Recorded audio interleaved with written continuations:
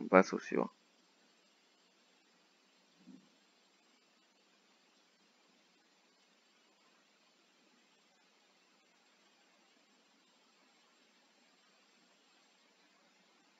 Utiliser la méthode pour remplacer le mot hello par le mot welcome dans TXT. Donc ici, quand on écrit, quand vous voyez, voici notre chaîne de caractères TXT.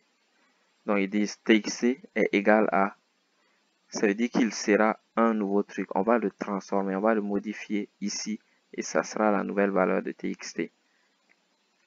Ils disent prends celui-là et remplace hello par welcome. Ça va remplacer ceci par cela. Juste parce qu'on a écrit replace ici, ça va remplacer ceci par cela. Mais faites attention, quand on met replace, ça va prendre tous les hello et les remplacer par des welcome. Donc faites attention, vous pourriez couper, si vous avez une chaîne de caractères avec plein de hello et plein de welcome, vous voulez juste enlever le premier, vous pouvez peut-être couper la chaîne de caractères en deux, prendre la première partie et là dire remplacer ça par ça. Ça va remplacer le premier. Il y a d'autres façons de faire, mais ici, on apprend simplement la syntaxe. Donc pour remplacer quelque chose, on met simplement replace. Replace ça par ça et c'est tout.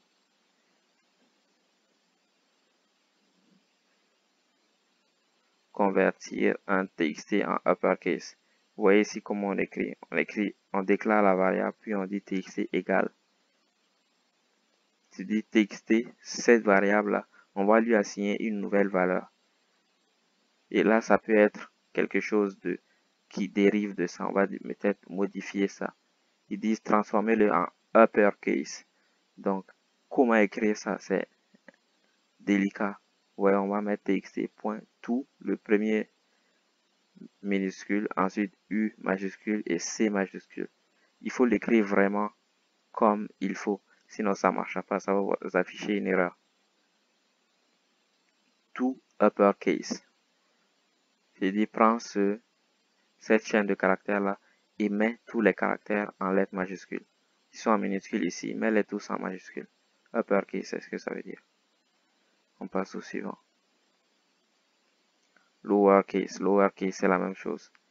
TXT, tout.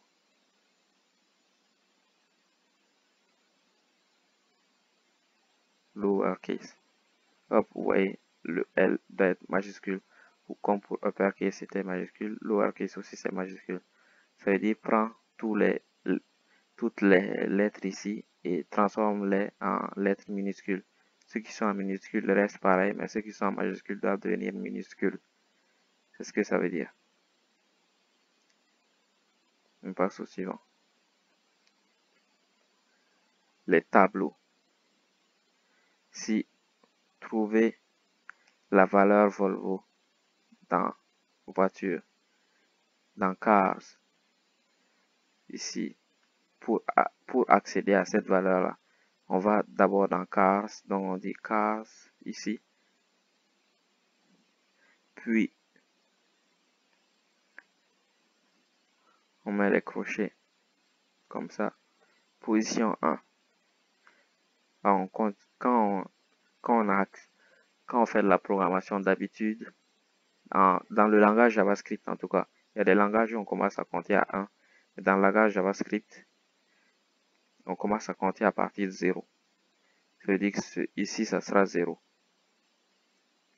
Et 1, 2.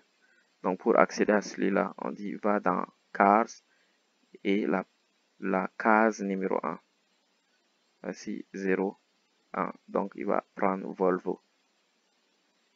On vérifie. C'est la bonne réponse. La valeur changer le premier. Ok, changer le premier. Lui ici. Le premier élément de cars en ça. Vu qu'on change lui en lui. Donc, on accepte d'abord à cars, on dit cars 0. Ça veut dire prends l'élément à la position 0. Cet élément-là égale à Ford désormais. Mais si on l'a transformé, on vérifie pour voir. Oui, c'est bon. Vous voyez bien que pour accéder à un élément, on met seulement les crochets, on met la position de l'élément là-dedans. Ici aussi, c'est la même chose. Pour accéder à un élément, on met le nom du tableau et on met les crochets plus la position de l'élément pour y accéder et pouvoir le modifier ainsi. Passe au suivant. Afficher le nombre d'éléments. Si c'est comme dans string, on fait .length. Comme ça. Comme pour les chaînes de caractères. Pour savoir le nombre d'éléments, on met .length. Et c'est tout. Autant pour la chaîne de caractères que pour les tableaux.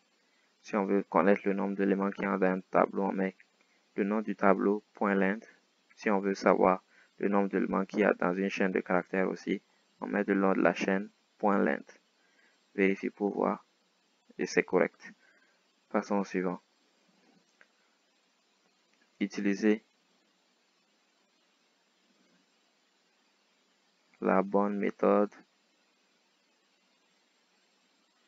pour retirer le dernier élément. .pop. Pop, c'est quelque chose qui est très utilisé en JavaScript pour alléger un tableau, pour effacer des choses dans un tableau. Mais pop efface exclusivement le dernier élément. Lorsqu'on écrit ici fruit.pop, ça va effacer le dernier élément. Ça veut dire que dans fruit, on aura seulement banana et orange. Lui, il aura disparu. Le tableau va s'arrêter seulement à ces deux composantes-là. Après qu'on ait fait pop, il ne restera que deux composantes.